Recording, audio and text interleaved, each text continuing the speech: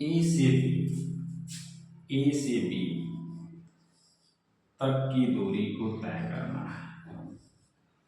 इधर से जाने का स्पीड है 40 किलोमीटर प्रति घंटा।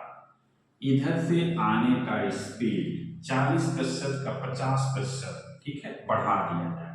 50% का मतलब कितना हो जाएगा, 40 का 50 मतलब 1/2, यानी कि 20 किलोमीटर प्रति घंटा बढ़ा दिया जाए। तो 40 इधर है, 20 और भी बढ़ जाएगा, कितना आ जाएगा, 60 किलोमीटर प्रति घंटा।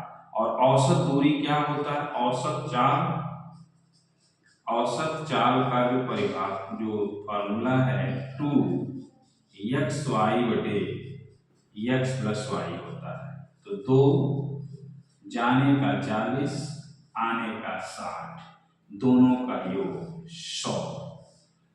4 दूना 8, 8 6 48 किलोमीटर प्रति घंटा।